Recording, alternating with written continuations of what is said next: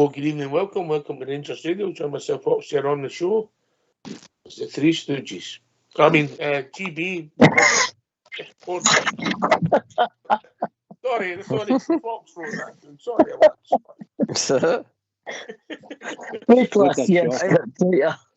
What a shocker that man is. Sorry, I apologise. Evening, Bridgeman, evening, Port, evening, GB. Fox, that was very outrageous.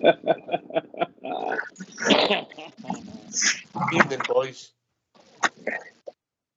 Evening, Ox. How we doing, mate? Good to be on after an exciting wee week. I enjoyed, watching the Rangers and wee week at work, but in particular, I enjoyed Rangers' performance against Livingston, mate. Some parts of it, especially. Oh, some parts. Yeah. Evening, GB. How are you? The love machine. It's surviving, mate. Surviving. Just enjoying that. It's good to know that Ports went and had a Kevin Costner today. So I'm chuffed for him, mate. I'm chuffed. When you get to his age, every day's a bonus. Definitely, especially when he says you get the old legs rubbed in and all that. You mean? What stage the group? You might stay in a group, Gary. Is this because the battle fever's on? Is this why you're getting the massage done because the battle fevers came on? He wants to be like run faster. Aerodynamics. Oh, Well, can I say a big good evening to yourself, Oxchair, and of course your backroom team, to the guys in there, and to GB and the young Port Bear. They're going to be carrying me tonight, so I'll say well done. And can I just say a huge good evening to all the Rangers fans all over the world, particularly Rangers fans listening in here on Rangers Radio. Good evening and welcome to Rangers Radio. How are you, Bridge? I'm good at the moment, pal. Good at the moment, yeah. I'm very happy. Thought the team did very well at the weekend. Great result. Great result, mate. Great result. I didn't think it was the best performance. I'll be honest with you. But I'm not a fan of the pitches, Bridgeman, yeah? Shocking. Pitches were a joke. And then, of course, the weather came down on top of the water they had put on it. Or if they had put any water on it, I'm not dead sure. But gee whiz, it's, these pitches should be banned completely. Shouldn't be played football on them. I've got a mind view as Port. I get them. I get what the economics are, but I don't think they should be allowed in the top two flights in Scotland.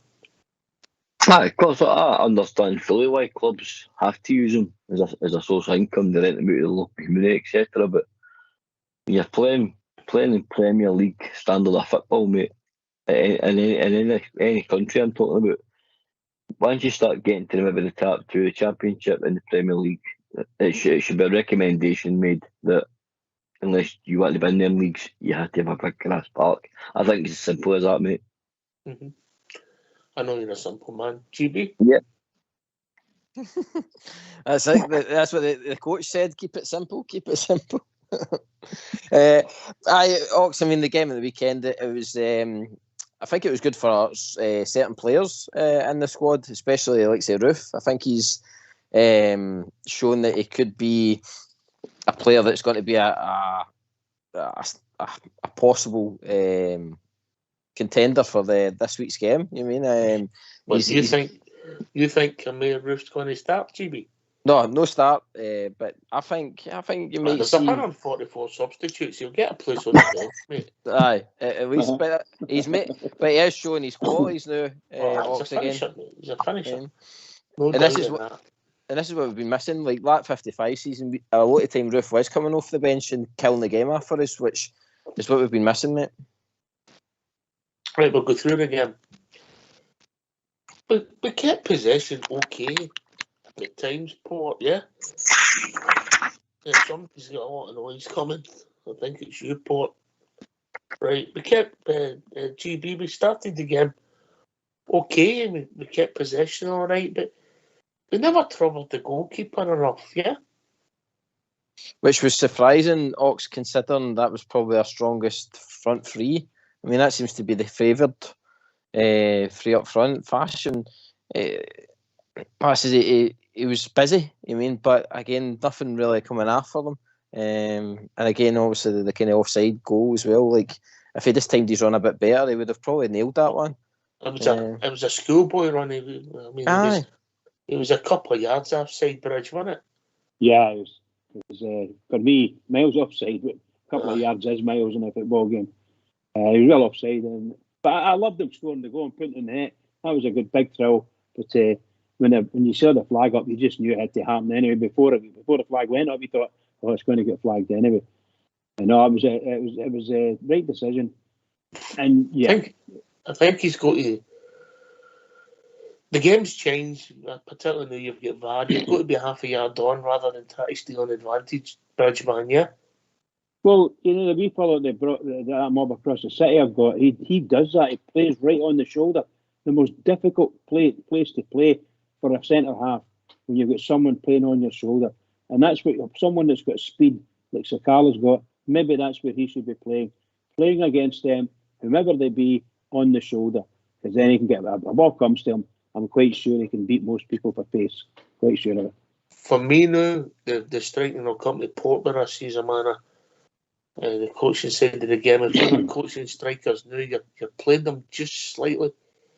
Your run's got to be that half a yard later now than it would be before Port with VAR coming into the game, yeah?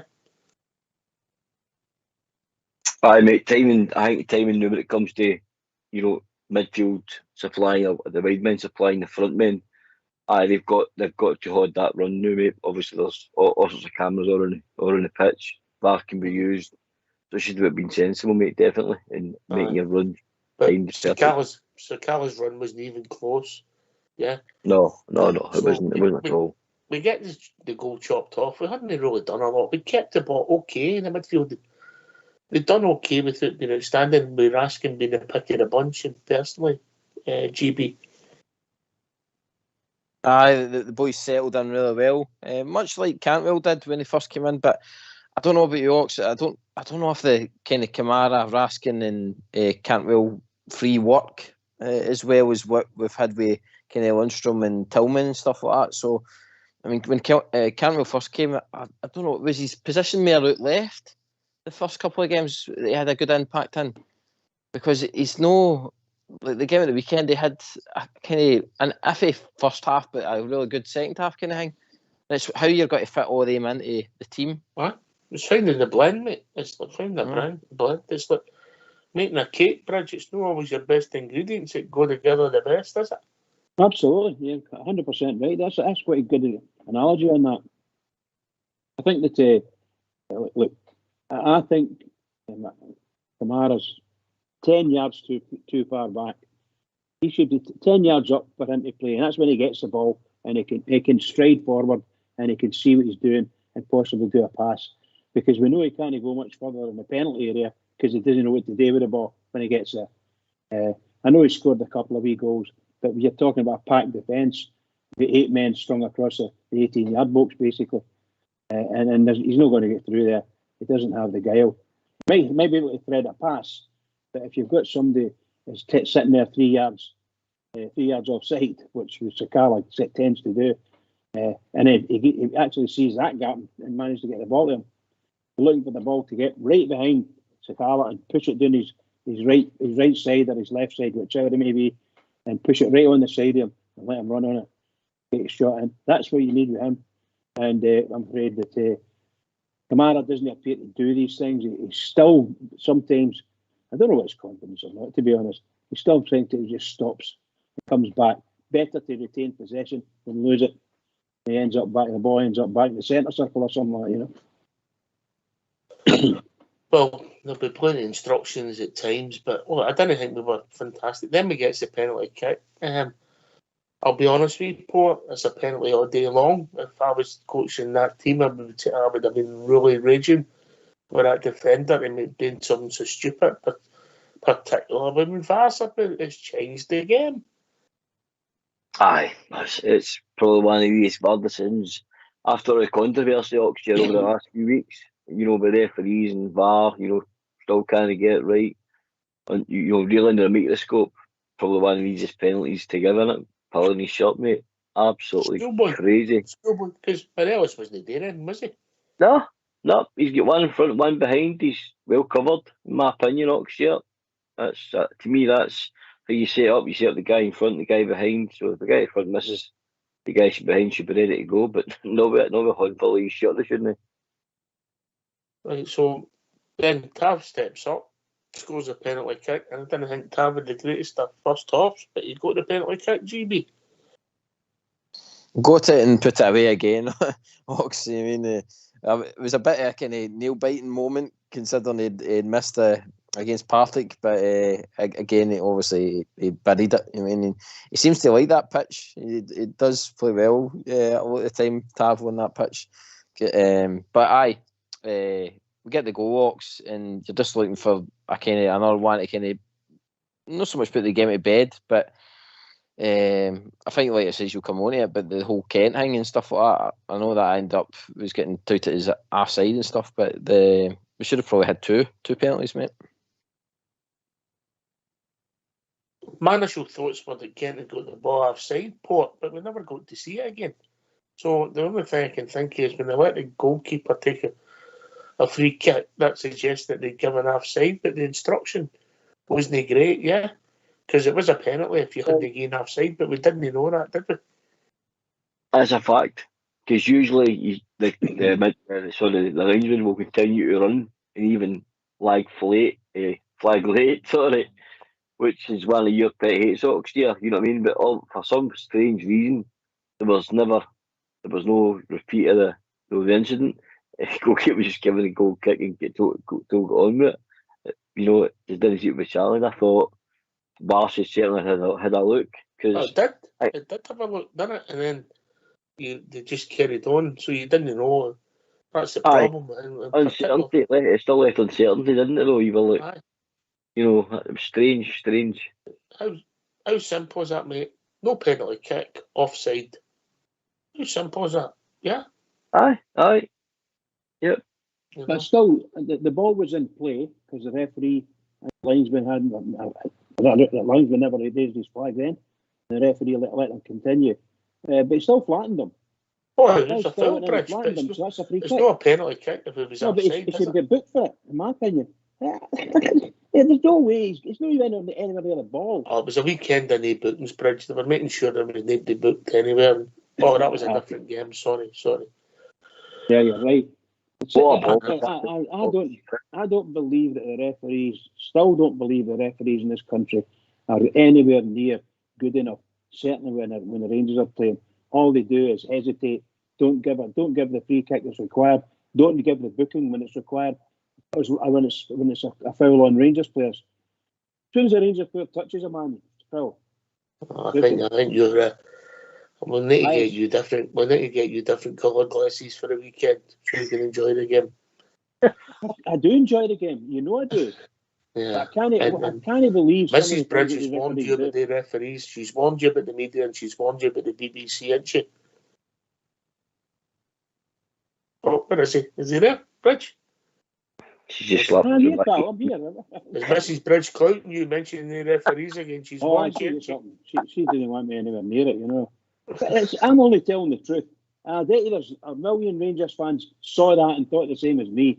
If they're not going to give it for offside right away, then that guy's went in and clattered Kent. That's a penalty, 100%. Any day of the week, any day of the year. If Kent's onside, it's a penalty all day long, Rich. Right. But all I'm saying is we know it is. He's still officially he's still playing. So the guy's battered him while the game's and if he puts his flag up straight away, then the guy's offside. Finished, done. No matter, no problems. That's what we've been saying for a long time. Sitting up in that court, so somebody's going to get a bad injury. Because they don't stop the play. It's a ridiculous. Is that the right word? It's a crazy rule, Port Bearer. Aye, definitely, mate. You know, you've been an advocate for a long, long time on this. Why continue play? Because there is certain players in the game, Oxford, and you know that will chase down and continue to chase down, and it might not be meaning to hurt the guy, but if he thinks he's going in and goal Oxford, and he makes a strong tackle, and that guy ends up with a broken ankle, all because they don't put that flag up, You know, I don't know. It's never been explained to me why they don't just do it immediately. I don't know why they continue to play. I'd like somebody to explain it to me because I don't know why they continue to play it. But like you guys, I agree. Somebody's going to get a badging. Mm-hmm. And if it was offside, it wasn't a penalty kick. It was a penalty kick if it was onside all day long, GB. Aye, all day long. Ox, like it says, and if you see in the Premier League, see when they think it's offside and stuff like that, they bring it up on the screen, they show the lines and stuff like that, and then everybody knows what actually happened. But like you say, Ox, nothing was confirmed, nothing was said.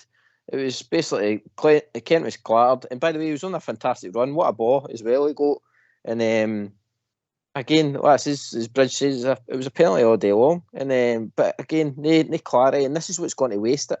This is what people will jump on the bandwagon.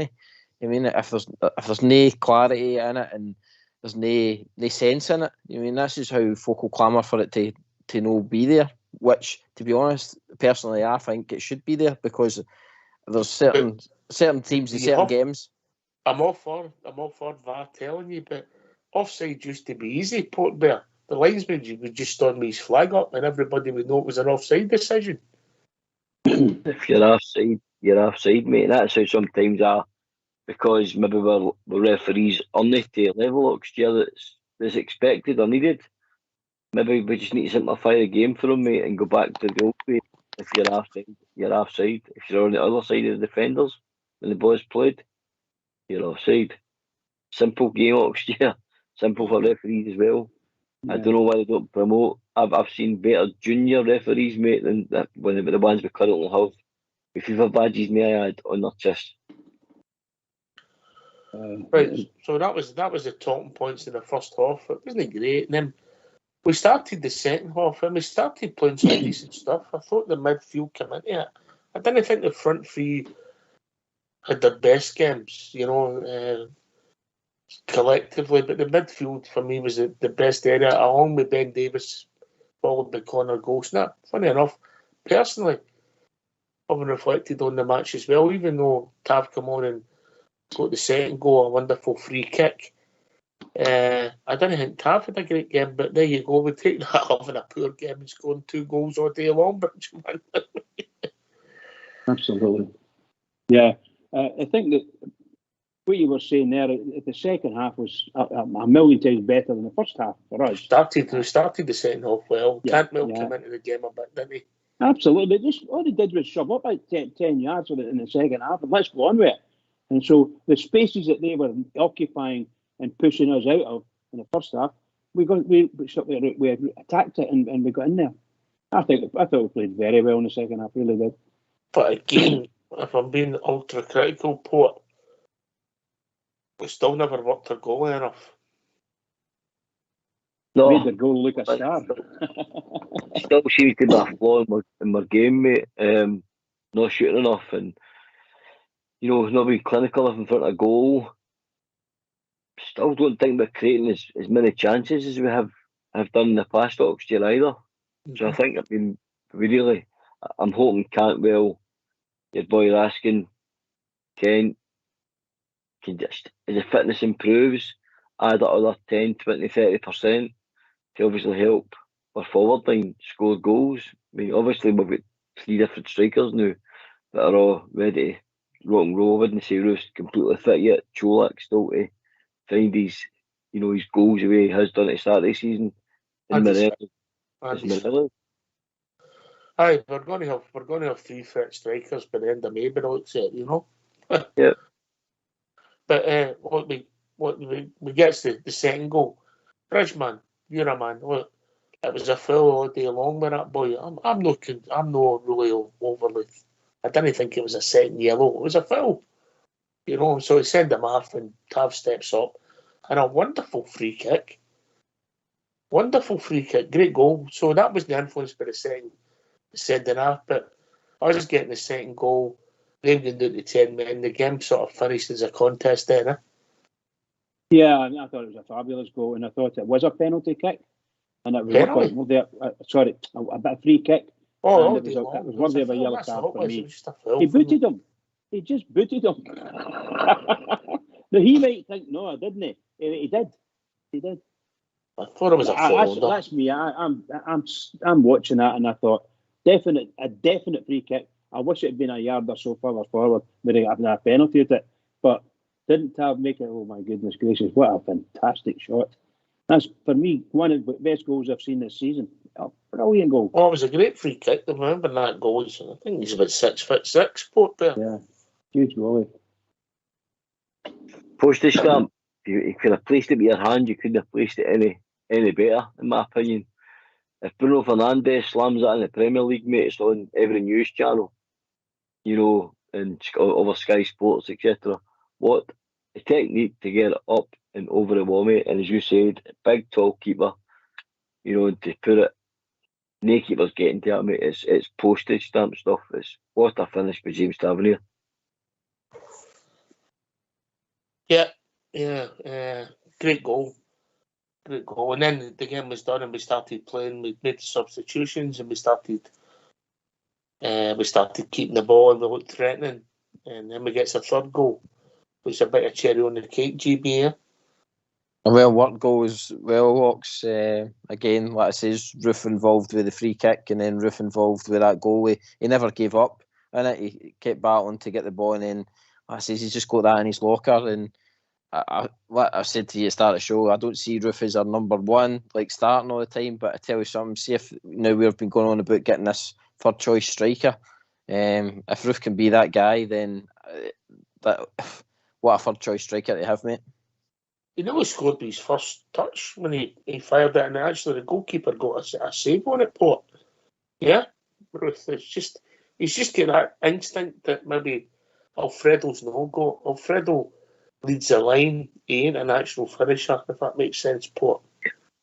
Aye, well, if Borner's free kick, Roof wins the header, and then it's a wee scramble, and then he wins the second ball or not, and that's what you ask for any player, Ox, here. Win your first and second, balls, because obviously anything can happen, and he puts it in the roof of the net, mate, and you think about maybe Cholak. I would say he's probably on par as a finisher, but I tell you, with Sakala, Cholak,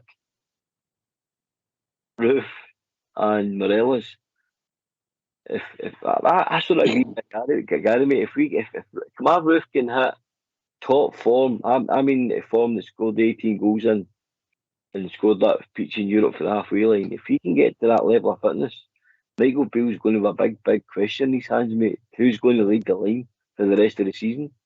He's got to get fit, mate. That's the thing. That's what I'm saying. If he can get to that level. If him and Cholak were fit, Bridgeman, Morelos is fighting for his position, but at the moment they're just no, as you would say, no quite match fit, in my opinion. Yeah, 100%. But based on what I saw at the weekend, I think, and actually me continue with my sort of critique of Morelos, which is for me very negative. There's lots about his game that just isn't right, and I'm not trying to demean the guy in any way, but it's just not right. And that shot you were talking about from Roof, virtually his first touch of the ball, he smashes the ball across, and I thought the goalkeeper got a hand to it personally. But I never get nothing for it. I never got a corner kick out it. Went to a goal kick. And that's another thing about the referees and VAR. Why was VAR not looking at that? To me, that was a definite save. Definitely saved it. However, you don't want VAR looking at every goal kick. The game's will last about 4 hours, Bridge. You'll miss. That's okay. That's okay for me. That was you'll a miss shot at goal. McIntyre's big night out on a Saturday, whatever his programme's called, don't we? But that was a shot at goal, and a good shot at goal as well. And the goalkeeper seemed to touch it, but I don't think VAR's not there to look at every decision, Porter. In the box it is. What's that? Every decision in the box it is. Goal kicks, corners, everything. No, I don't think it is, mate. It's only goals and penalty kicks, isn't it? Porter. Anything that the referee may have missed, Oxshare, basically goals, free kicks, and what if the panel think that the referees missed something, they will bring it his attention. Mm-hmm. So they never saw it as a save. That's all I was meaning. No, I thought it was a save. VAR's not there for that, Bridge. Okay. It's You been need to like- Off the ball save? incidents. Oh, But did you think it was a save? Did any of you think Aye, it was a he save? touched it. Aye, he touched Yeah. it. We seen it. So it should have been a corner. It's a mistake. But VAR's not there to do that, Bridge. It doesn't take every throw, change every throw in. It comes after somebody's shin. It isn't at the moment. That's no the remit of VAR. Yeah. think Well- about it. If you start asking VAR to look at every single decision, what's the point in the referee? Goals offside and red We're card. asking referees to improve, to see these things, to look, be bold, be brave, stand up in your UEFA badge and your SFA badge, and be a decent referee, an honest referee, without having to run to VAR all the time. But when you're listening to the what do you call it, match of the day stuff, or watching any Premier League game, they always come away with comments. VAR will look at that. Yeah, VAR's but only looking at for that. goals. Only for goals offside. But that was a shot at goal. The goalkeeper saved. But it wasn't a goal, Bridge. Oh God, never mind. It's okay. Carry on. Sorry. Yeah, but it's no for that. It's like it's for goals, to make sure a goal's correctly given.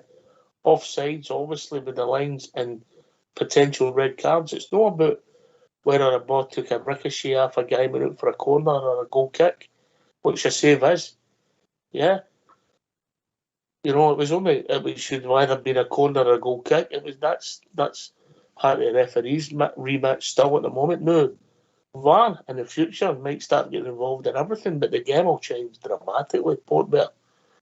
Aye, that's not what we want, Ox, here, because, like I says, how do referees improve? Aye. We've relied on referees' reactions, what they see with their eyes for years and years and years, and then VAR's this new trick to assist them. That's what it's for, to assist them with more. Goals offside, red card decision, and obviously things that could be a penalty kick. Yeah, Bridge is right. That was a corner kick. The boy did save it through, Definitely. but there's no there to pull him back for that. No. GB. This is what it's all about, Ox, with the whole VAR thing. It's nobody's 100% sure. Obviously, we know that the basis of it, but it is frustrating, and I totally get where Bridge is coming from. But to be fair, that's the referee's job then. I mean, the referee should be picking up on the kind of things and his linesmen and all that. I mean, what's the point in them being there if they're not going to pick up on the things here as well? I mean, if you're saying VAR could go down that road, there might not be any officials on the park. They'll just have this virtual guy in a box with a camera or a drone or whatever just watching the full game. I mean, it's you need the referees to step it up a bit and to take control of the game, and like I says, they need a linesman and stuff like that to help them out, especially like I says with things like the corners and stuff like that. But that's all about football, really, for me, to be honest. All the silly decisions, you'd probably have nothing to talk about if it was all perfect. Do you mean? So again, it is what it is. We'll see improvements, and we might know. I don't think you're ever going to get the game perfect, Bridge. Yeah, perfect decisions because of deflections and things like that. And it was a save. It was a save. The guy got his fingertips there, but whether it was getting or hit the post, I would need to see it again. But at the moment, I don't know if I personally, Bridge, want VAR making all the decisions. The game will last about 3 years. So I still don't get it. But apologies. The guy has a shot at goal. Mm-hmm. And it's heading for the far post. The goalkeeper gets a fingertip to it and pushes it further past the post. Mm-hmm. That's a save. Yes. It was a shot at goal and a save. Mm-hmm. And the goalkeeper puts it out of the park for a corner. For me. And somebody's not going to say, wait a minute, that's not right. You can't get a goal kick for that. However, never mind. But VAR's no there. The remit of VAR isn't involved in that. I think we're looking at two different things. VAR on the English Premiership and European game is operated differently. Doesn't tell you whether you have a goal kick or a corner, mate. No, all I'm saying is that these things are looked at by VAR automatically. That's all I'm saying. Only when there's a goal, mate. But that was on. We digress.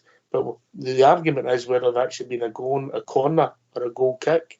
No, if it should be a goal. Or Yeah, but you see that every time in English Premiership games. If the goalkeeper touches the ball, they'll say, get VAR's going to look at that, and they are, and it's a corner. Done. No for a corner kick, Bridge. All right, okay, pal. No, I don't. Port, you watch a lot of the EPL, yeah? Mate, where they use it for, mate, in my opinion, is major incidents, game-changing incidents. And what I mean by that, Bridge, is with that keeper saving that. And I know your argument would be, but Port, we could get a corner, we could score for that corner. I think it's for, game-changing moments, i.e., did the ball go over the line? Was that guy tucked in the box? Just like the way Morelos, the first VAR decision, did the ref miss something? Which he did. Goes and looks at the monitor. Rangers awarded the penalty. I think it's for incidents like that. Bridge, I don't recall many incidents getting called up for, maybe the keeper getting a tip in the post that the refs thought it's been a shot straight by the post. No, it's 100% right, mate. He did touch the ball. It's a shot at goal, and the goalkeeper saves it, right? And somebody says it's a bad kick. No, wait a minute, that's a corner kick, and nobody's going to argue about it. Can you see that? VAR doesn't pick that up, Bridge. No, in any league. All right. I'm mistaken then. Sorry, I'm mistaken. I think it should. The players That's a whole different debate. That's a whole different debate. Anyway, all right. How did you judge the performance out of 10 on Saturday, Port Bear? 6.5. That's fair. GB? I was going to say 7. Yeah, 7. Bridgeman? No, 6.5 for me. Oh, unusual for you. Usually quite a high marker, yeah? Yeah, I think that I just wasn't impressed with us. I think, I'm not being funny when I say this, I felt that we were something like two men down in Saturday. That's what I think. 2 men were down. I don't think Morelos actually contributed anything to the game, anything at all. And Tab never contributed most of the first half. He hardly touched the ball. If he did touch it, it went out the park. That kind of thing. So I think we were down 2 men at times in that game. That's what I felt like. Not impressed. I think 6.5's fair. I didn't think we were great, but we won 3-0, Port Bear. Aye, but a hard support is, please Oxford and Michael Beale's unbeaten run still goes on. You know what I mean? So, and he's still trying to embed Cantwell, still trying to find a place for him that suits him. We're going to get the best out of him. Raskin's plodding along slowly, but we're all enjoying what we see. I like his positivity. I like how strong he is in the tackle. So as I said, mate, this team's in its fledgling years under Michael Beale, and I think so far so good. And his report card still a B plus for me. Oh, B plus, you're tough, mate. What was that? 13 wins, 1 draw. Aye, still a B plus. I think you're maybe. Ridgeman, help me out with a VAR here. Give me a VAR call here. He's a bit harsh here. 13 wins. I think he's very well done. Listen, I know what school he went to. He never get 13 or 14 in his life.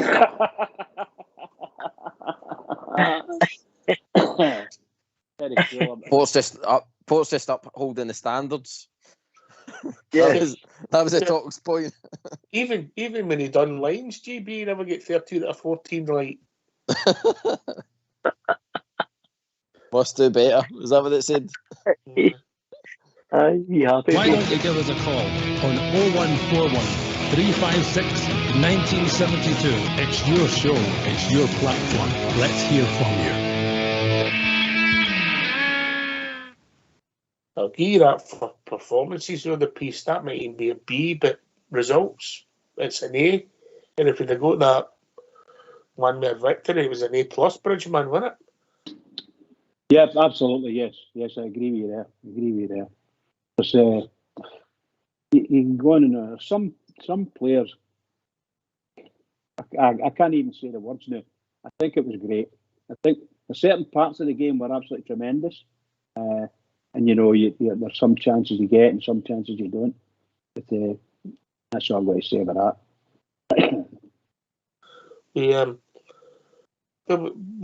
playing in fits and starts. We have to get back to our level of consistency, but we have been changing my midfield. If we think about it, Port, that's the engine room there. With Raskin, Cantwell, Tillman, Jack, Kamara, Lundstrom. Have I missed anybody out? Arfield. Have all played under Michael Beale. 7 players, is that right? Yeah. You probably throw Tillman in there as well, mate, because he's played in the middle, yeah. Mm-hmm. So with a few players, we just did a jingle there. Come and join us 01413561972. Give us your thoughts and what we've been joined by Willie. Evening, Willie. Good evening, brothers. Now, Willie. All right, Bridgeman, you're absolutely right. Totally agree with you. What you're saying about the VAR, totally agree with you. You've got, down in England, you've got a situation where the ball goes out and it's a goal kick, but the referee gives a corner. The ball comes in, they score a goal, and they give the goal, and that's it. And VAR don't say, no, wait a minute, the referee made a mistake. That should not be a goal. It should have been a goal kick, not a corner. So, for me, the VAR is a shambles. Look at that goal they gave against us last week, the penalty they gave against us last week. Absolute shambles. We never had a carry on like that before VAR came in. Handballs like that. No, but you've seen the pluses and minuses in VAR in 2 weeks. Aye, I mean, absolutely. Obviously, the minus was last week where the referee never gave a no penalty. Mm-hmm. Took him to the monitor and still managed to give a penalty when it wasn't a penalty. And then this week, the referee missed it.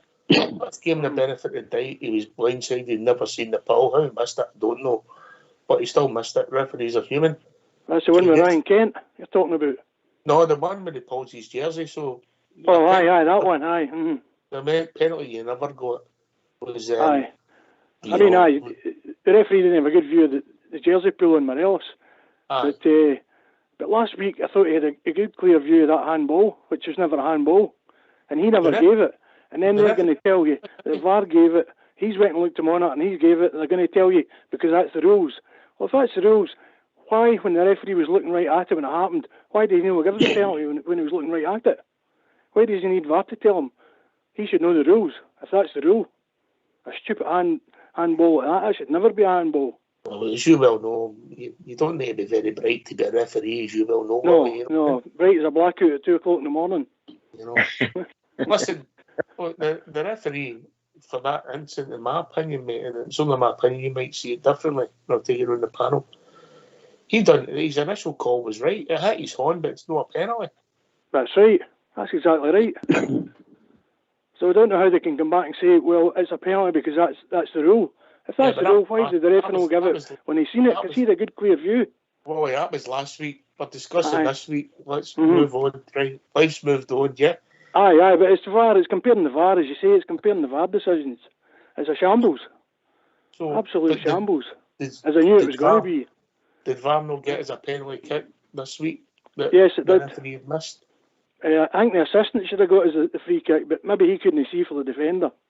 You know, nobody could see it. We could all see it. What about Ryan Kent? What about Ryan Kent one, Willie? Well, they're saying it was offside, but I've not seen a conclusive, camera angle of that. I'm only assuming it was offside because they let the goalkeeper take a free kick. Port Bear. Aye, I'm ashamed. Well, when you're on, mate, and being a referee, see, obviously, I'm old enough to remember when games were refereed by 2 linesmen and a referee, and the integrity and honesty was there, and they didn't have all these fancy camera angles, even VAR, all this sort of stuff. Do you think this hinders our referees, or does it help them? Because I think the referees, they don't know what they're doing right now. They don't know what to do. I think they don't like it. It's undermining their authority. Pressure. And the fact their colleagues are sitting in a wee room and they're having to criticise them. They don't like that either. So how does our grade 1 referees improve? I've said it earlier on. I've seen better referees in the junior leagues. Absolutely, I really have. You have. Absolutely. There's better referees. When they complained about anything I was refereeing, I used to say, listen, pal, come here. If you want to see a bad referee, go home and put the TV on, because that's where all the bad referees are. Because they're all up there, they're all up there too quick, and they're up there for the wrong reasons. They're all up there because of what the job they're in, or one or two other things. They're not there because they're great referees. We used to have referees. I mean, the game's changed. Well, the games get quicker at the highest level. But it's the pace of the game is unbelievable. I never ever did a game, a senior game, but I did loads of closed doors games with senior teams. The speed of the game is unbelievable. It really is. I mean, I can't believe how fit these guys are. Some of them, you see them and you think, oh, he's not too fit. The pace of the game is unbelievable. It really is. Listen, unless you've ever done it, it's a difficult task. I just, It is. I think VAR puts the referees under. It puts them under a bit more pressure. Yeah, they don't know what they're doing now, Ox. They really don't. Especially with this handball rule. Oh, the referees are having to give penalties. They know it's not a penalty. Listen, they're having to give it. I don't think the managers or the players know the handball rule. Do you? That's it. Nobody knows it. Nobody could tell you, Ox. There's nobody could tell you. You see it in one game and then it's totally different in another game. Do you think they'll scrap it, Willie? Do you think they'll scrap it? I hope no. They need to just tidy it up a bit. It needs tidied up. It could be a good thing if it was worked right, if it was run right. But it's here to stay, Bridge. Aye, I think so. I hope so. All I'm meaning is it is, Bridge. Remember I said at the start, they're bringing in VAR, in my opinion, they're bringing it in to create debate and discussion. And that's going to fill up all the TV schedules and Sky TV. Well, it's going to fill all the newspapers. We've been discussing it for about 45 minutes, but we always have a Monday night with Bridge on referees. It's referees night. Aye. It's so true. It's so true. Aye, but I think all the referees. Willie, I feel that all the referees in Scotland, Scottish football, at the present moment, right, they're just anti-Rangers, completely anti-Rangers. So you won't find that. I think we'll go to watch Bridge. We're 13 out of 14 games, mate. But we didn't cheat to get to any goals. The referee never gave us goals for nothing. You know what I mean? But they certainly gave the other teams. Well, watch me don't sound like another team across the city, GB. Oh, right. Well, they already officially wrote to complain to SFA to get it. Ah, exactly. Yeah. Exactly. GB.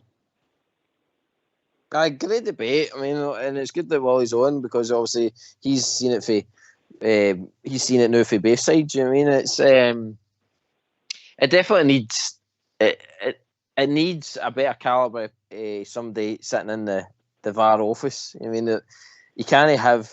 I think the other day there he had two of the top refs. You had one top ref on the park and you had a top ref in the VAR. I think you can't have that. I mean, you need to have one good ref in there, and then somebody that's obviously competent in the VAR room as well. Like Colm should be out in the park.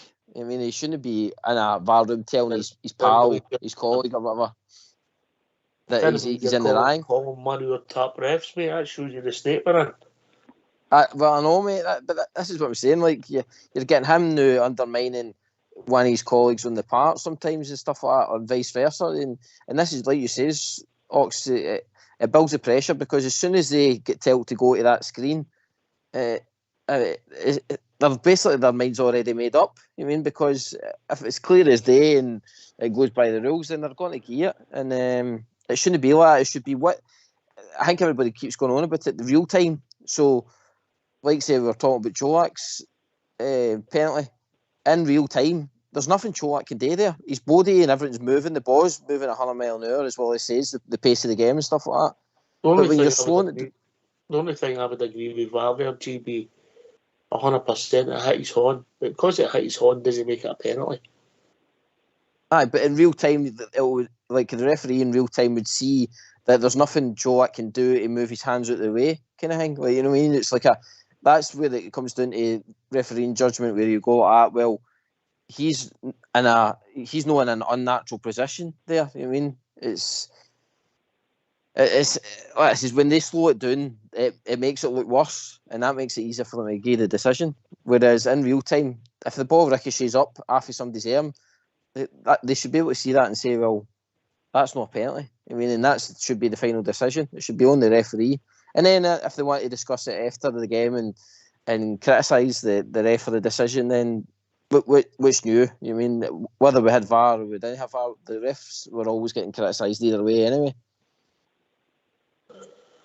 I think that I read an article report that they reckoned that the VAR was to get the referees between 92 and 96% to help them get their decision making they're correct. You're always going to have debate with the people as human error comes into play. Because fouls and that are subjective outside the box, yeah. You might think it's a foul, I don't, yeah. 100%. That's a big factor. We're all humans. You know what you might think, I like a thumping challenge. You might not, Oxdear. And I'll obviously think that's a great challenge, and you'll think, no, you just butchered the guy. But that's what it comes down to. But that's when their integrity comes into question, then, Oxdear, doesn't it? Whoever's sitting in that wee VAR room, it's their integrity that basically comes into question because of the subjectivity of, was it a foul, was it not? Well, that guy's got to be, he's got to stick to his guns and go, right, if that's a foul, it's a foul, if it's not, it's not. He can't have any, immorality and think, nah, I'm not sure. And one thing I'd like to hear, Oxshare, as well, I like it in rugby, I'd like to hear our referees and the VAR mic'd up, mate. I want to hear what's said, because I think that would also take the doubt out of supporters. It would also let the supporters understand the rules a bit better because these guys are mic'd up.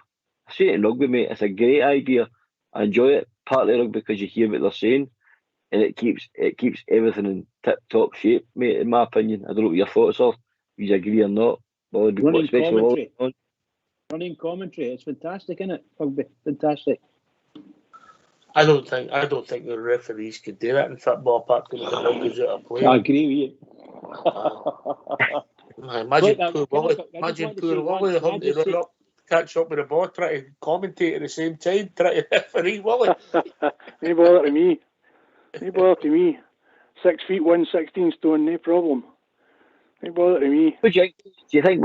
What's your thoughts on that? Refs being mic'd? Aye, absolutely. But I think they'll not do it because there's a lot being said that they don't want you to hear. There's a lot of bad language going in there. There's a lot of bad language on the pitch, even at senior level. There's a lot of bad language, and that's one reason. The other reason, I think there's things being said between the referee and the linesman. What do you think? Well, I don't know. What do you think? All that. They don't want you to hear that. It makes them sound stupid. And then you've got the VAR guy. Oh my God, what is he saying? People going like, well, hey, you should have given a penalty. Oh no chance. You shut up. I saw it. It's all right. You just shut up and watch your telly. You just don't know what's being said.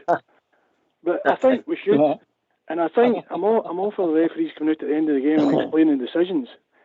But they always said they're never going to allow that because all they'll do is stand and say, I made a mistake, because they make so many mistakes.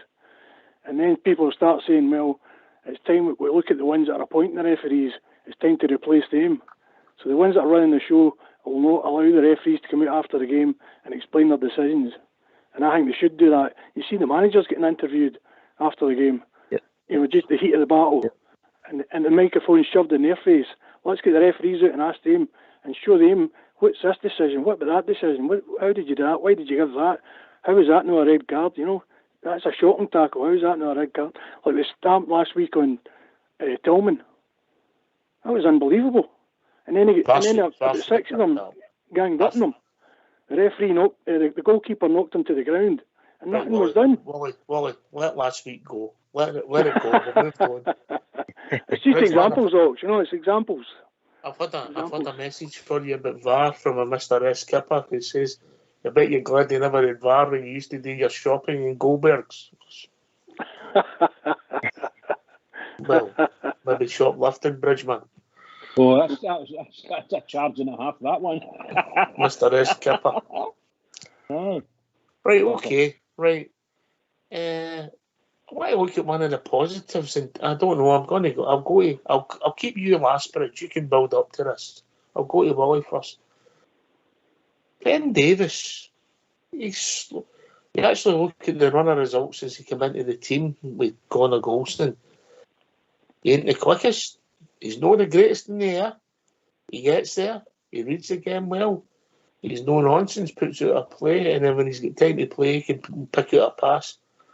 He's grown on me, Port Bear. I think we'll unearthed a wee diamond, mate. I really do. I seen some of him when he was at Preston. I thought he looked a competent defender, which he's proved to be.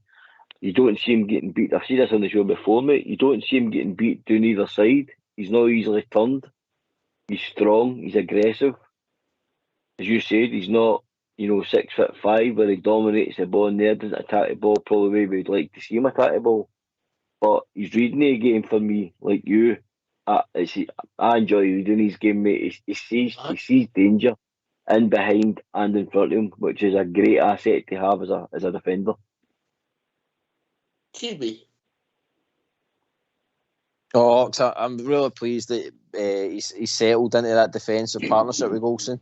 He's starting to look the way we looked with Big Phil in the defence. That, like, Golson and Big Phil together was awesome. I mean, and I think now, obviously, the way Phil's gone, having Ben Davies in there now is basically gave us that kind of defensive partnership back that we've been probably badly needing. You know what I mean? Because I think, see, when that defence is solid, it allows, let's say, Tav and Barisic to do what they're good at. You know what I mean? It is pushing forward and stuff like that, because they've got the confidence that the back door's got to be looked after properly. You know what I mean? So I think the game the other day there, Ben Davies, I think he breezed it, mate, to be honest. Mm-hmm. Why? I'm impressed with Davis. I think he's extremely streetwise. He seems to read the play. He knows where the danger's going. He sniffs out the danger, and he does fit pretty much the easy thing. He does his job dead easy. It's like it's as easy as breathing for him. He just never looks like he's under pressure. There's a couple of times I've just seen him just hoof it into the stand as well, Willie, yeah? Aye, that's what to do, because the throw-in's no a goal. Get it away. That's absolutely. There's times when you need to do that, so just do it, and that's it. I don't mind giving away a throw-in. Get that ball out of the penalty area. We can all get reorganised. I'm dead impressed with him. We've won a watch with him. We really have. We should have known, Liverpool. We should have known there was something about him when Liverpool picked him up, And they never really got a chance with him. No. Bridgman? Oh, I think the boys have said it all the time since he came. All he needed was his fitness. You can see he's starting to, if he's not completed fitness in it, he's getting close to it. His match fitness is there. His head ball coordination thing, you can see he can read the game. That gives you the chance to read the game. And if he can read the game, he takes his chance when he wants to move forward.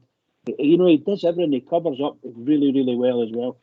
Obviously, as you said earlier, he's not a speed merchant, so we can't expect any long bursting attacks from him or even defences. But he's good. He gets in there and he gets his tackle in. I don't think there's any problem with him. I said about 4 or 5 months ago that I was hoping that the Davies could be a left side of a back three where you go 3-5-2, particularly at Ibrox. And that's my honest opinion. I wouldn't have tabbed the other one, but anybody, a big monster at centre half and Golson that he's right, there's your 3-5-2. That's what I would do anyway. And it has to be looking in the future, but seriously, I think that boy's got it. A good link man, a lovely passer of the ball, and takes no chances. Rose-Ed, if in doubt, Rose-Ed it. Is it? Yeah. He's grown on me, Port, I must admit. If you watch him, see this, when he's hoofing out the park, what's it giving you a chance to do? Giving you a chance to reset in it. So you get back in, get your shape back, you get organised. I just think he does a simple thing, mate, which I think sometimes you get players, centre backs especially, they overthink things and think they're footballers, mate. And I think defenders should do what defenders are best at, and that's keeping that clean sheet. And I think that's what you were touching on when you mentioned the amount of players that's played midfield. If we can get the same continuity, whether it be Raskin, Lundstrom, Raskin, Jack, Raskin, Lundstrom, whatever the combination may be, as you said, mate, it's the engine room. So that should be your back doors solid, secure, and your midfield's the next thing, and then your number 9. That's your, as you said, by maybe could have 3 to pick from, which is a good run into the season, mate. Aye. Well, obviously, settled defence continuity helps. Raskin, I'm glad you mentioned him, mate. Raskin, I thought he was our best player of the piece on Saturday. GB. The pit bull, Ox, as they call him, he was getting stuck in. I seen him up against a couple of the big boys in Livy, and he was getting his all, mate, and he was winning the ball as well. And aside for that, his play was brilliant. Pushing forward, very positive player as well. So I think he's starting to cement his place in that midfield. Ox, I can't really see anybody stealing his shirt as is this now. I mean, I know he's still learning. It would be a big call if he gets the go ahead for the cup final. But Are we asking the listeners then for after the tune? Aye, mate. Well, does Raskin start on Sunday? Yes or no? Yes or no? Interesting debate, mate.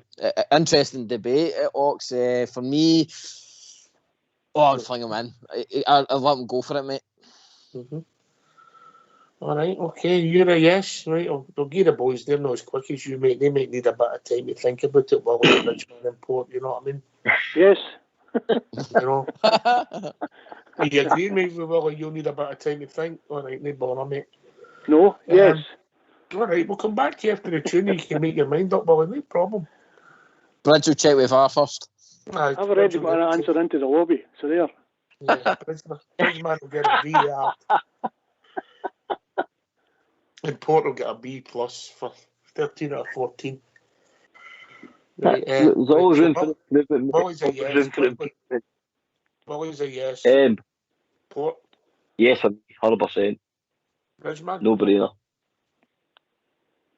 Aye, just what Port Bear said. What other guys have said. I think there's a certainty. It'll be really good for us to have a young lad like that to sort of do some patrolling. Really good player. I'm really keen on seeing him. This is going to be the toughest task he's played anyway for a long time, if not ever. And by goodness gracious, he's going to wake up, big packed stadium like Hampden, be really, really into it. So I'm good for him. Go for it. So 4 yeses, 100% yeses. Yeah, I've been impressed with him. He passes a good ball and he works hard. He covers a lot of ground, Porter.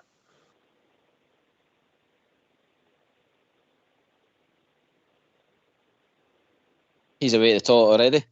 Aye, oh well, fair enough, GB, innit? Right, you got to go.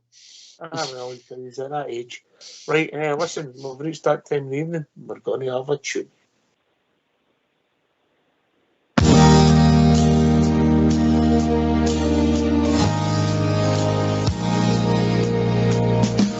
We are the Rangers FC. We are the people, you better believe. We are together, we're doing the fancy all over the world. We had our troubles, but now they are gone. We tried to kill us, but the Bears we stay strong. We are together, doing the fancy all over the world. Lucia Vibrox for Lancer 3. Follow, and God save the Queen. You'll hear us singing, doing the fancy all over the world. In Barcelona in 72, we beat the Russians, but 3 goals to 2. Still celebrating, doing the fancy all over the world. Glasgow Rangers, we're back where we belong. Lucia Vibrox, and we're still going strong. We wear our colours, the red, white and blue. We wear them proudly like blue noses do. We are together doing the bouncy all over the world. The pride of Scotland, but that's nothing new. The pride of Glasgow, and Glasgow is blue. We are together doing the bouncy all over the world. To be a blue nose that fills us with pride. We are united, we'll never divide. We are together doing the bouncy all over the world. Doing the bouncy all over the world. Doing the bouncy all over the world.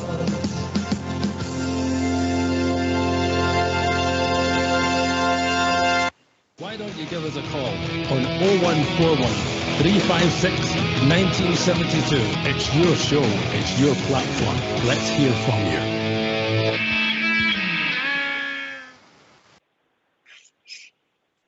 Right, okay, 100% for Raskin to start. You said they bring him in fillers, and he'll start with another. Who's that going to be? Port Bear. Do you know, I'd love to see him alongside me, and I know how fit he is, John Lundstrom. Because I do think Lundstrom being the sitter and let Raskin go and get involved, mate, because I think his intelligence. When I sort of did my wee sort of scout on him, I said to people, it reminded me of Stuart McCall in the tackle, but with a bit of guile. That's who it reminds me of, mate. He's just a wee diminutive figure, broad shoulder, you know, wee stop means. His intelligence in the game as well, mate, is superb. Like we seen for the goal last week for Cholak and stuff, he's got that wee bit extra, you know, X factor when it comes to the sitting midfielders we currently have. I think he's more than a sitting. I think he's a 6 and an 8. So I think he's alongside Lundstrom. That'd be my choice. His passing's impressed me, Port, yeah? Oh, aye. He's a pass, mate. Mm-hmm. Does it remind you of anybody, in particular yourself, Oxtear? Myself? And one of your favourite players, actually, Steve Davis. There's a wee bit of him in him when it comes to the creative side of his game. I'm trying to think. A young Steve Davis was all energy. He's got a lot of energy. I'll keep my powder dry in that one. I just think he's Right. Rico at the moment, Rico Raskin at the moment, yeah? Yeah. Yeah, but I get what you're saying. I mean, Davis is a good passer. I think that boy might actually be the way he passes at his speed and he's trying to whip it when he's passing. He's challenged you. He's expecting that you're good enough to take his pass with your touch, yeah? Aye, and rightly so. That's what midfielders should be firing the ball at you to eliminate the defender. That's the way you create space and you create, you know, cleverness when it comes to you getting that ball fired in quick. If your touch is good enough, you've done the defender, and you're turning it to set up maybe somebody else, or you're turning them to, you know, take a chance and go, mate. 100% agree with you. Well, another thing that's quietly surprised me about him, obviously he's not the greatest of heights, but he gets up a fair leap, mate. Yeah. Aye, for the dimensional figure. Aye, he's aggressive in the attack and the ball, mate, and I like that because we've lacked that for a long time in the engine room.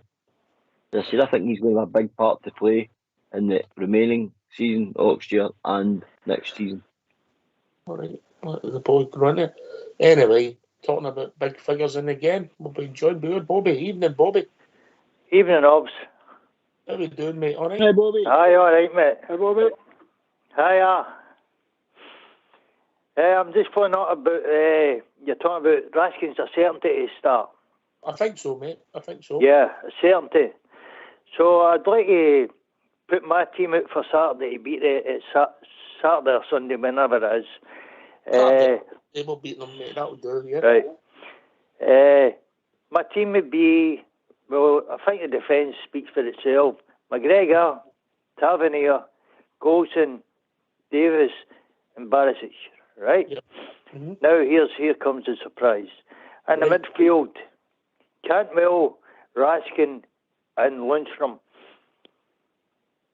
Up front, Sakala, Roof and Kent.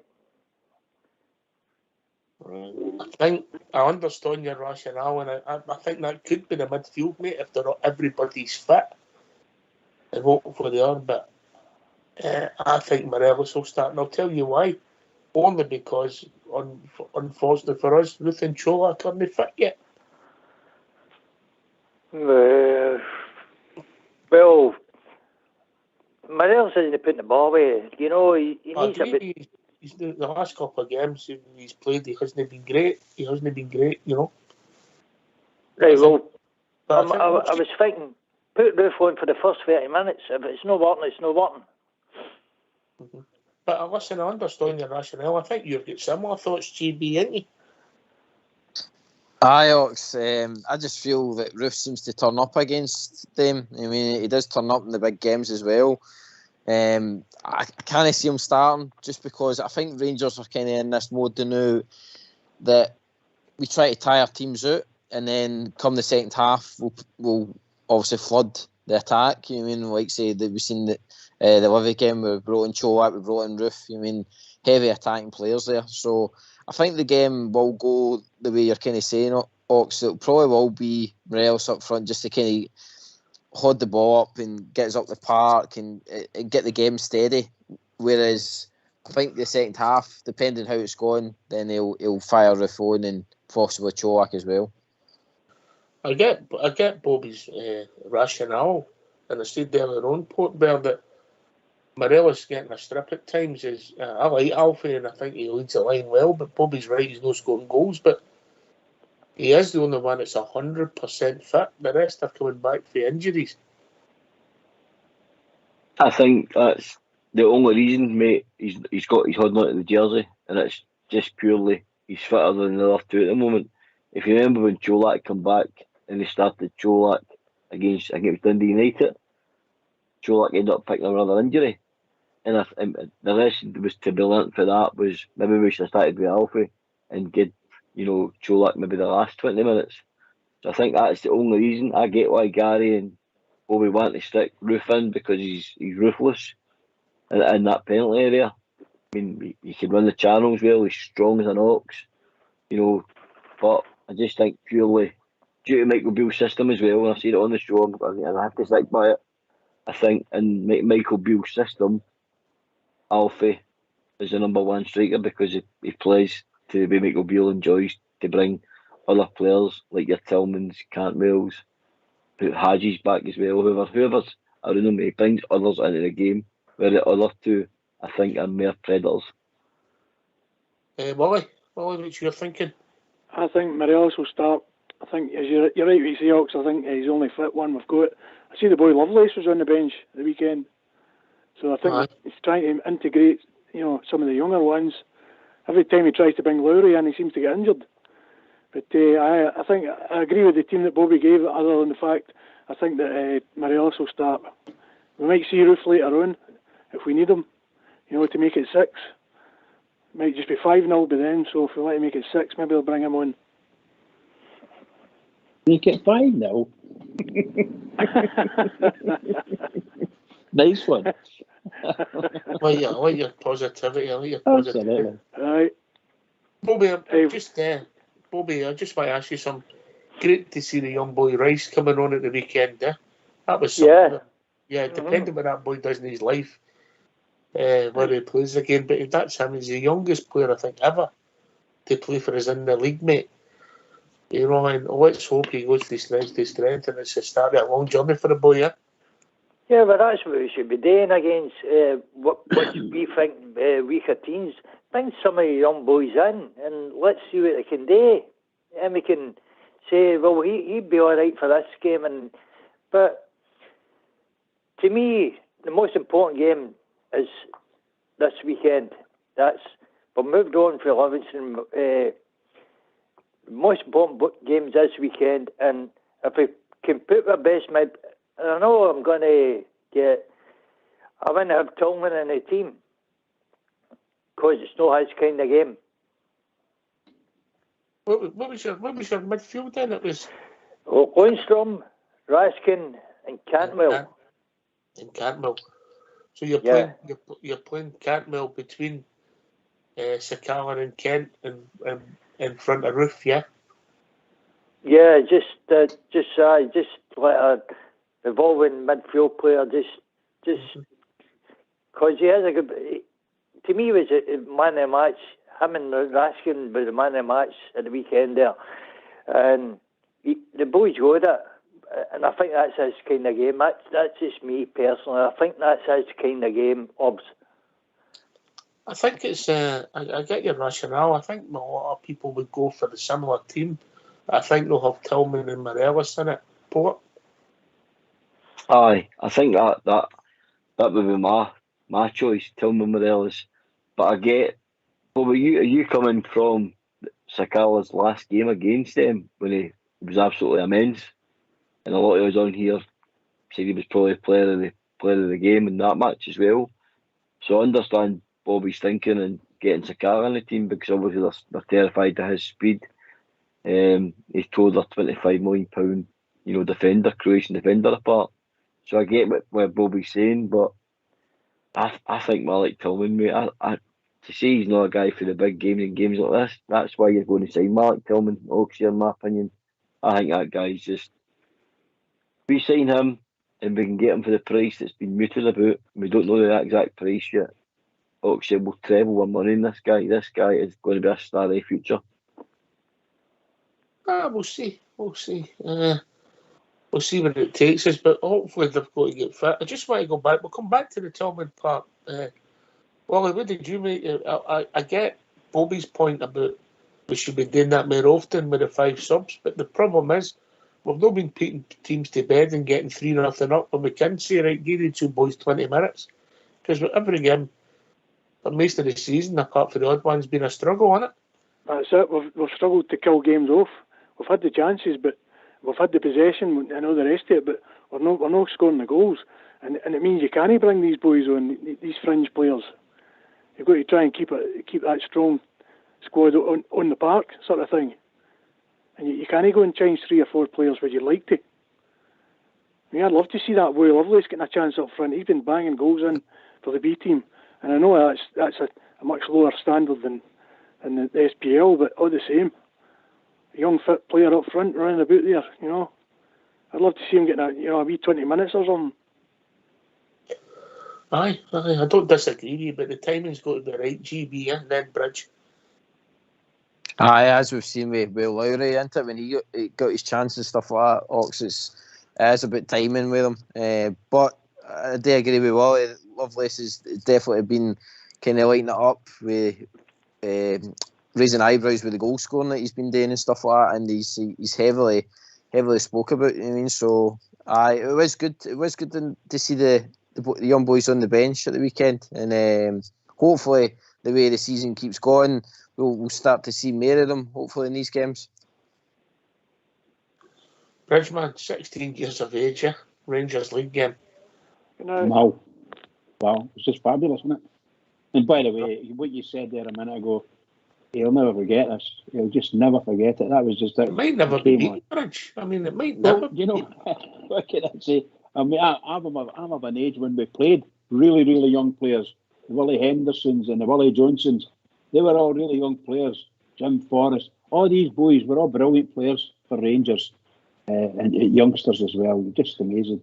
I think Willie Henderson was actually the youngest of all of them. But it was just great to see a young boy and the speed he had and all that. It was all a wee trickery. It was great. It was great to see. And this young boy, if he's, how many days younger is he? Like a month younger or what? Well, Derek Ferguson's the youngest ever to play for us, isn't he? Yeah. And that was in the League Cup tie. So he's the youngest boy ever to be involved in a league game. So it's historic, Port Bear, yeah? Oh, that's fantastic. Indeed, mate. He'll never forget it. He'll never forget it. And like Michael Beale keeps showing, mate, there's a pathway, regardless of age, there's a pathway to that first team if you're doing it for the B team in training and so on and so forth. And I like all the hype about Lovelace. This guy's already played. A lot of people forget he was playing for Millwall first team. And there's a lot of teams muted to be after him. championship teams in England before we, managed to get the young boy up the road. So I understand why the guys are all saying, clambering, give a boy a chance, give a boy a chance. His chance will come. He's a big lumpy lad. If you don't have many you've seen him play, but he's a big lumpy boy, and he's got pace and he can score. So it's all good assets. But Michael Beale's shown there's a pathway to the first team if you're good enough. Yeah. He's he started 5 games for Millwall, didn't he? He started 5 games, But he's only just turned 17 as well, so let's see where it takes us and whether it can be stars for the future. But going back to Bailey Rice, we wish him all the best, and hopefully that's just the start of a long and illustrious Rangers career, Port there. Indeed, mate. He's got his taste now. He's been out there played with that Rangers first team. What a buzz, mate. He'll never forget it. He'll talk about it the rest of his life. Made his family proud. Probably every supporter up at the game the other night. Again, seeing youth getting a chance in the first team. Like guys touched on earlier on, there's a time and there's a place, and the timing's got to be right. But incredible, mate, to see this history. 16-year-old boy playing in the Rangers first team on a good night where we won 3-0. Fair play to the young man.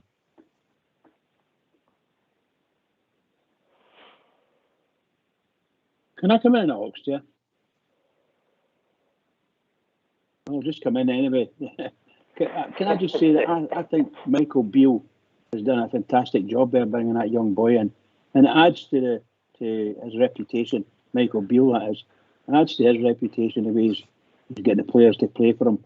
I'm not saying they're stars of the world at the moment, but they're getting results. They're getting games. They're getting results. I think it's fantastic. Sorry I interrupted. Didn't mean to interrupt. No, that's all right, mate. That's all right. Bobby, what was your rationale? You've said that you would have Cantwell in instead of Tillman. Obviously, Cantwell gets about the park more than Tillman. I agree with you. Well, it looks as if he gets around the park because Tillman's slowly broken out in his game. Is it the space he's a hand in, you think, which would be more suited to Cantwell? No, it's just Tillman's last 2 games against him. I've been watching and it's not really the guy's game. He's a brilliant football player, but he doesn't seem to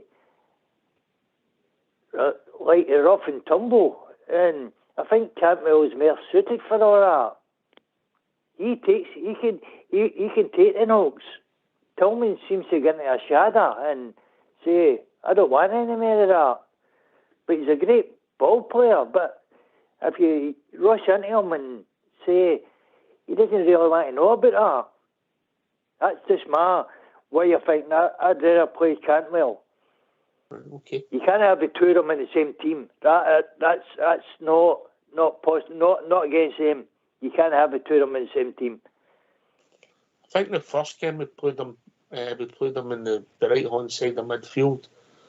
I don't know what you think, Port, but I don't think on the right hand side of the 3. I don't think that's his position. But once he's been in the middle, he's influenced the game there, Port. Then Wally. It's not fair to him. Sorry, mate. It's not fair to him to play him on the right because it's not his position. I like Malik when he wanders, and goes gets close to Morelos, and it just sort of stays about and patrols that sort of right-sided area. Not touching the touchline, but that certainly that in that area where they can make them runs into the box, play them lovely wee delicate passes in behind the back line. I think he's got to start, mate, because his game intelligence, as much as I love Cantwell as well, he's another player that's got an eye for a pass. I mean, that pass that I mentioned earlier on for the Ryan Kent penalty incident, that was a cracking, pass, crossfield pass, 40 odd yards. But we've got a good headache to have, mate. Remember we had a bench or nothing, and when it came to quality wise. Now we've got guys like maybe Cantwell might not start against them at Hampden. We're saying Tillman might not start against. What a headache the manager's got next year, and this is when we'll find out. And this is when your man Beale will be earning his wages, mate, because he's got to try and pick that right blend to get there and win that final. All right. Talking about blends before we go to Willie, we've been joined by George. Evening, George. Doing, boys, all right? Aye, good, mate. You? Hey, George. Aye, good. Good. Looking forward to the game on Sunday now. Starting to get a wee buzz in that one, Ox. But just what Bobby was, I mean, nobody's right opinions, but I think the wee boy Tillman is a magician, Ox. I really do. I think he's just becoming a class, and I think he would scare any team. I think he's got to be in the team on Sunday. If he's fit and he's ready to go, I think he's got to be in the team on Sunday, because if you're lining up against that lad, I mean, he can turn the game. Just don't no bother at all, he can turn the game. So I think he's got to be in the team for us. And folk are saying, do you get him and Tillman and Cantwell and that in the same team together? Do you get them on the team? You get Raskin in the midfield and that as well, Ox, and we just go for it on Sunday, like. Would you play Raskin, Tillman and Cantwell? I'd play the three of them, Ox, aye. I think the boy Raskin just looks quality. I think he's got to be a right quality player for us. The boy Tillman, I just think he's got to be a great player. And I think somebody said a wee minute ago that if we sign him for the $5 million reported, we'll treble that in a year or 2 years' time, Ox, and that's not going out of the scorer. Then I think the boy just looks absolute class. And the boy Cantwell, I think getting the freedom in the same team together, how you do it, so that's out with my pay grade, to be honest, like, but how you but I think that's what you do, you get the team together, and I think he'll go well up front as well. I think it'll be hard to get the three of them on the park, mate. I think if you're looking at it, I think Cantwell and Tillman are going to always cover the same area, Willie. Aye, absolutely. I think it'll be Cantwell, because Tillman seems to have a wee bit of a calf injury, and Beale, he signed Cantwell. Cantwell's much more experienced. He's wiry. As Bobby says, he's wiry. He can take a tackle. He can ride a tackle. You know, and I think he's a bit more streetwise than Tillman. Tillman's a great player, don't get me wrong. But if I'm picking between the two, and I wouldn't play the two in the same team, if I'm picking between the two, it's Cantwell for me, when you add it all up. Yeah, I mean, Willie, you played Cantwell, but you weren't knocking Tillman. You were saying you think he's a magician. You just think that game's maybe not his cup of tea, yeah? Bobby. Hi, I'm not knocking Tillman, Obs. I'm just saying to put a team out to beat them. I'm just saying you can't play Cantwell, Tillman, and Raskin in the midfield. That doesn't work. So you need to have loans from there, Raskin and Cantwell. In my opinion, you can have Tillman there, but you can't have Cantwell and Tillman. No, it'll no work. They'll run all the tappies. Yeah, I think you need the blend. I get your coming for George. They're all football players, but I think you need a ball winner. I know Raskin's got a bit of that in it, but you need a horn port there. Aye, that's why I think it's important that, you know, it's engine room. George, I'm not dissing your teammate, far from it, never would.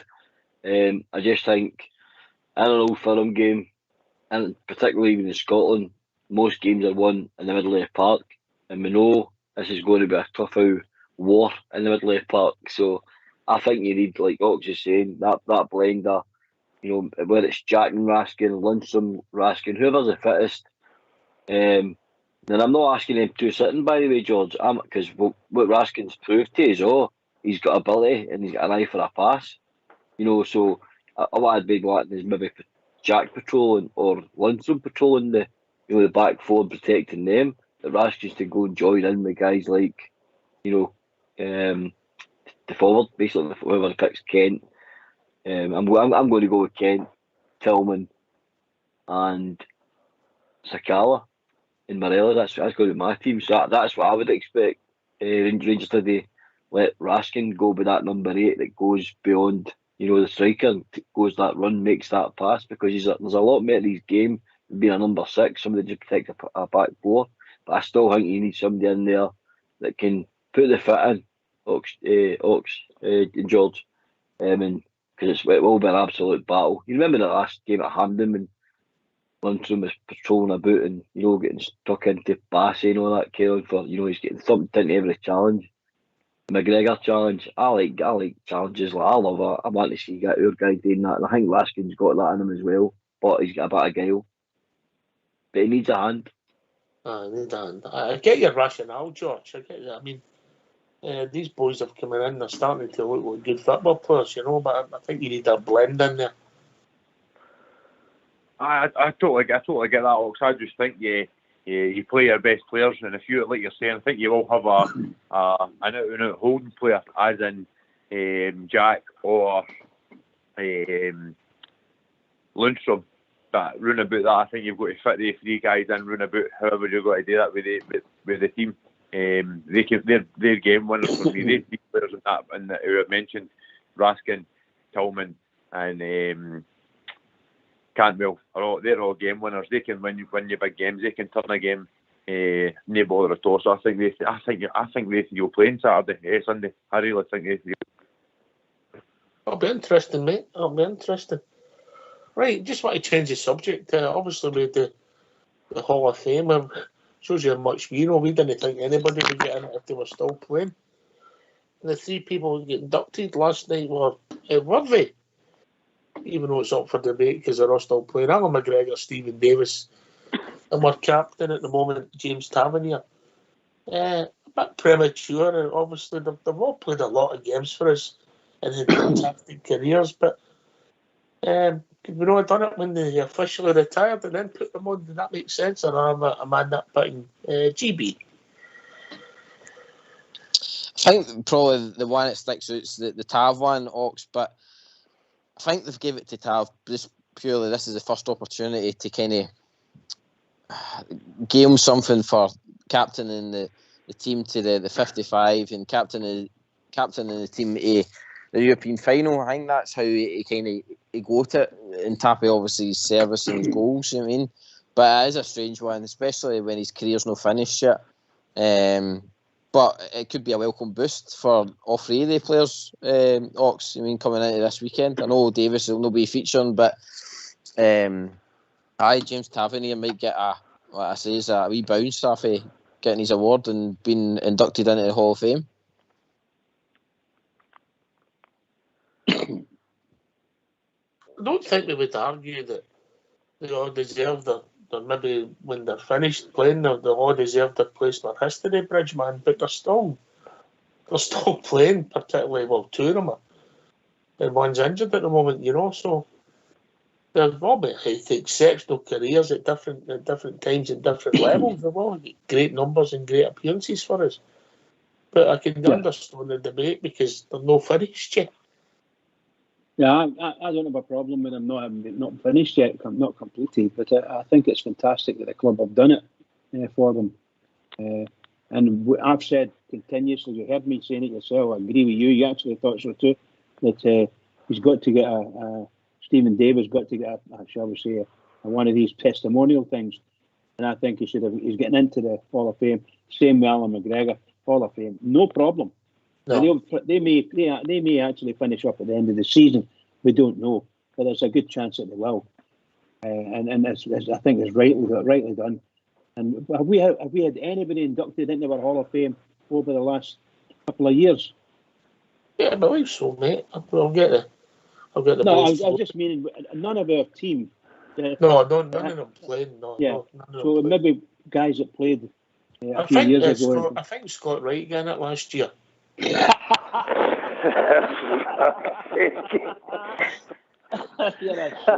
looking player, is that a result? Best kept player. Bobby, that's a good shout, isn't it? Oh, it's a great shout. Aye, fantastic. Can I just say? I just think I've got no problem with them getting it. And yes, I understand that they're still playing, but I don't have a problem with it at all. I think each one is well deserved on merit. See, when people in 25 years' time, George, when people name the Seville team, Scott Wright will be the player they'll struggle with, won't it? Aye, you're right. I totally agree with Bridgeman saying there. I think they all deserve their place in the Hall of Fame. I really do. But my opinion is, Ox, I think it was the wrong time to do it, especially for the captain. Still to be playing. I think possibly Steve Davis, but I would leave it for guys that's left the club. I think you named a couple the other night there. I mean, boys like Lee Wallace and that, probably a different opinion for other people, but Lee Wallace, maybe Sasa Papic and guys like that could have probably get named in it. I just think it's just a bit early to be naming guys that still can the week before a cup final and folk are saying that might give them a wee list. I mean, that shouldn't be giving you a list of talk, and you're playing with the famous Glasgow Rangers. That's all the list you should possibly need going into any cup final. You're playing against your biggest rivals. I think that should be kept for guys that's had their career, done their bit for the club, and that's your way of thanking them 5-year loan or 10-year loan, however long it was left. I tend to agree. I mean, it's for people, it's exceptional service, done outstanding things, you know. So obviously, you maybe have somebody like Laudrup who was exceptional for us. So he's didn't play that many games for us, but he's getting it because of what he done well of his way. So they're different. They're different. Stephen Davis, Alan McGregor, top pros. James Tavernier, when he's finished, he's going to have tremendous numbers for us, but he ain't finished yet. So I'm in the George camp. GP. I totally get it, Ox. I just think he got it because he led the 55, and there hadn't been a proper celebration of that, like with fans, and I think it was such a monumental thing for the team today to stop that so-called 10 in a row, and then leading us to a European final. I mean, scoring the goals and the thing there. I think it could do one or two things. It might even give him more hunger to go in now at Rangers. I mean, keep improving now that he's at a part of the place, even more so. Or is it maybe that these three guys are getting it because maybe their time is coming to an end? Oh, well, I mean, obviously some of their contracts finish. What do you stand on it, Wally? And then Bobby? I'm delighted for the three players. I'm quite happy that they've been inducted. I think Tavernier, I think it's 8 years he's been with us, and I don't think we've had a better player over the 8 years, if you think about it. Think about what he's put in the 8 years. His consistency. I think he's been amazing. And Stephen Davis, absolute, he's a world-class player for me. McGregor, what a goalkeeper. Amazing goalkeeper. All right, he's letting a few easy ones here, but look at some of the saves he's made. Unbelievable. And I agree with the guys, it's got to be a lot to do with the 55 and the Euro final last season. We won the Scottish Cup. And you think these guys, they might have only 2 or 3 months left playing with the club. I get it, but I'm in the camp. They should get it. The two of them, or the three of them, thoroughly deserve it to be on that board, Bobby. But I just think, personally, I think it should be guys when they're finished playing, yeah. Well, that's what I'm thinking. They're still playing for us, and to me, Tavernier, no Hall of Fame, great captain, great goal scorer, but is it true that Jim Forrest isn't even on the Hall of Fame? Oh, Bobby, it's a bit of a travesty, mate. Yeah, we started a petition up. I think it must have been 18 months ago. We started a petition up to try and get him in the Hall of Fame. Yeah. Yeah, but that guy would have won us the Cup Winners, the Cup Winners' Cup, whatever it was. Jim Forrest was a great player for the Rangers, right? And he's never been in the Hall of Fame. Now, we're talking about Tavernier, right? Tavernier, he's been good for us, right? But when you're talking about Hall of Fame, it's people like Laudrup, Gascoigne, Gorham. In 10 years' time, are you going to remember Tavernier? Really? I think you'll be surprised, mate. I think you'll be surprised, mate. Yeah, when you look back when Tab's finished. Yeah, you know, because Port Bear, you've been dying. Aye, I mean, this is one of Fox's, you know, great, you know, he's a big fan of James Tavernier. At times when he came into the club, we were on our knees, lads. We were a club still trying to climb back into the Premier League. He helped in getting us back to there. You know, he stood tall. He's took abuse for everybody.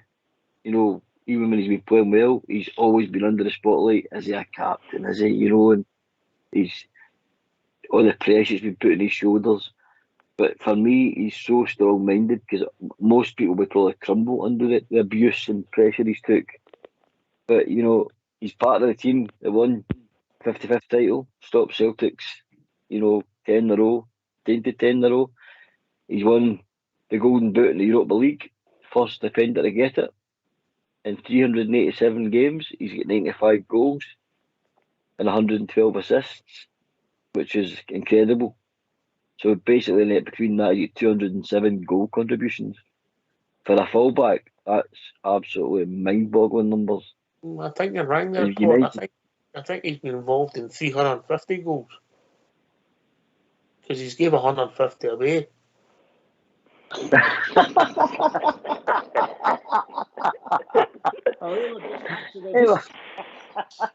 Sorry, showstopper. Sorry, Paul. Aye, we know that's not the strongest part of his game, mate. And that's some of the criticism he does get. But what James Tavernier but remembered from, mate, is his goal contributions from a fullback. You'll not see their numbers anywhere in Europe. Anywhere else in Europe, sorry. Danny Alves is one of the first sort of fullbacks that I've seen like that at Barcelona. But he still didn't get the same numbers in that great Barcelona team as James Tavernier did. So I think, you know, his polarised opinion today, mate, on all social media platforms. Does he not deserve it? But when the chips are down and he's finished his career, I think that guy will be sitting with his chest, you know, puffed out, mate, and think, yeah, I did all right, by the way. Especially when he came for Yorkshire and a deal for Wigan with Martin Mycom. He's done all right, by the way. Yeah, it'd be interesting to see how his judgment will finish. What's your thoughts, Bridge? Well, Tavernier's captained us all the way to the Europa League final and a number of campaigns in Europe. He's carried us through as well and got us through. And he scored a couple of really good goals and during these times. I've got absolutely no doubt about it. And there's some people in Europe don't have the same record as him, you know, from a scoring perspective. I think he thoroughly deserves it. He's been an absolutely fantastic player for the Rangers. He's brought us up through the leagues. He has been part of the process of getting us up through the leagues and taking us into the SPL. And the first 2 seasons in the SPL were absolute hell for us. Absolute hell. But he was there and he's followed it all the way through. And I can't do anything else but thank him. And for me, I'm going to ask Bobby a trick question, Bridgman. Bobby, hey. here's a question for you, Bobby, right? In the last year, what's been your best night at Ibrox? Last year? Aye. Beating Leipzig. Right. In the last 5 years, what's been your best night at Ibrox? I would not think about that. Would it not be the same night? No, there's been other great nights, but I think there's been other great nights, but that's been my best night, beating Leipzig and going to Seville. Aye. In the last 15 years, George Logan, what has been the best night at Ibrox? Aye, it's definitely up there, Rocks. I mean, I would still say getting to Seville's probably, after everything that's happened in that Ox, has probably still been the best night we've had in a long, long time. You're probably right, 15 years. I probably agree with that. That's probably the best night we've had. In the last 20 years, Port Bear, what's in the best night been at Ibrox? For me, still beating Leipzig, mate. That's for me, for where we came from, the journey. Mm-hmm. Everybody kicking us and having a go when we were doing, mate, to that night and see them fans, you know, see the emotion and Ryan Kent especially, see that in his face. Aye, definitely for me, Leipzig. Right, Bridgman, I'm going to go further. In the last 30 years, what's the best night been at Ibrox? that game is the best night I've ever had at Ibrox. Right. I think it's been the most fabulous result for Rangers. Right. And the feeling all throughout, all the fans at Rangers, The feeling was just unbelievable, heavenly. And here's the question, Bobby: who scored the first goal? Against who? Leipzig. Tavernier. He'll never be forgotten. GB. No, for that goal, Ox. I mean, as soon as we seen him slide in, and that's what I'm saying. His form in the run to that final. I mean, as soon as he put that ball away, I mean, I think a lot of us felt as though we're on our way, and we just needed to get out of the line and get there. But it was down to our captain. A lot of the games was down to Tav, controlling, getting forward, putting crosses in, scoring, penalties. I mean, how many important penalties did he score in that run? I mean, it's he probably would have gone to the Hall of Fame no matter what, Ox. But maybe I think, like I says, it's maybe a wee thank you for the board that they've brought it forward a wee bit earlier. I think. I mean, considering, like you have said, for 2016, he's been there and he's stuck it out. I mean, he's no decided to hand in a transfer request or anything like that. He's wanted to hang about and see the project through it. He's not that. You know. No, well that's it. Actually, he's not going to get Champions League fit by anywhere else. He's not going to get European finals. He's not going to get winners' medals. I mean, I've seen folk criticising him about the trophy haul that he's no had. But I mean, considering the amount of Bridge touched on it, the amount of European campaigns that we've had that have been successful, I know they are no trophies, but at the end of the day, it brought money in to improve our squad and all that. I mean, he's captained all that. Aye, it's funny, but listen, I get Bobby's point about whether he should be finished before he got a Hall of Fame. I tend to go with him, but I think the three lads that got it were worthy of being on the Hall of Fame board, but just like to be retired. It's only my point of view. Other people see it different, George. Yeah? I totally agree with that, Ox. I really do. I mean, we're bigging up Tavernier and McGregor probably for a prolonged mere period, and same as Steve Davis. We're talking about Tavernier for the 55 and getting us to a European final and things like that, Ox. I actually think that the PSV results up there as well, because I think that was, we had a bit of a nightmare in the Champions League, Ox. But just to get back to having the Champions League music played at Ibrox and that again, I think the PSV result was a massive one as well.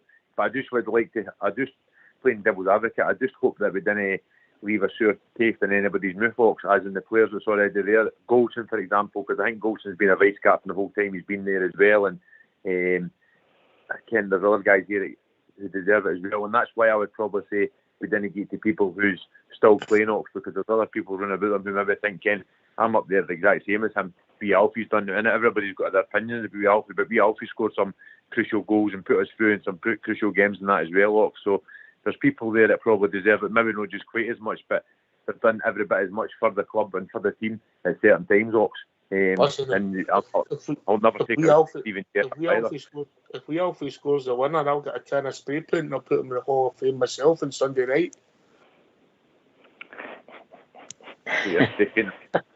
Bobby, you can hold the ladder. I'll hold the ladder. Don't worry about that, mate. Aye. You know, but I get it. But Golson's time will come, because obviously the number of games he's played such a short period of time is remarkable, if I'm being honest, Bridgeman. Yeah. Yeah, from a player's perspective, I think that I've said this before. You've heard me saying it. He's been the glue that's held it all together in that sense. I don't know. I don't even think he missed. He didn't miss very many games during about 4 seasons there. Very few games he lost, and he carried his. He was the central pillar, the sort of foundation for the Rangers team going forward. And I think he had a fantastic career on that. Great stuff. And while I mean, when it comes to Tavernier, I think Tavernier was different because he was a complete athlete. He was up and down the wing, scoring goals and getting shots in, crosses in. Things that you just never saw before, you know. And, this guy did it. And he's not the most flamboyant player in the whole world. But my goodness gracious, he made himself available and he's done it. and he's a very quiet guy in that sense, you know. I think he's been brilliant. Golson, he's my top man as far as I'm concerned anyway. Number one player for Rangers, number one. Oh, you need a blend. That's the thing about a team, and I think that's the point that Bobby makes. You need a blend.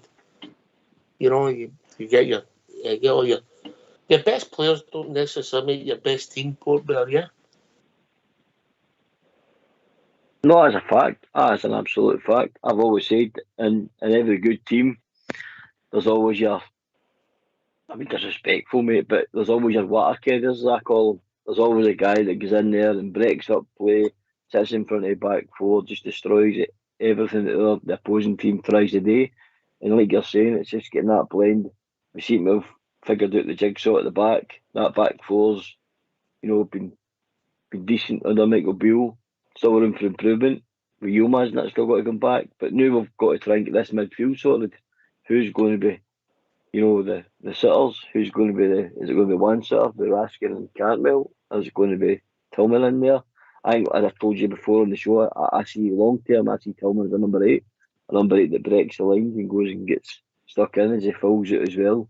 I think he'll be a cracking, like George said, a cracking big central midfield player with absolute skill and ability added to that.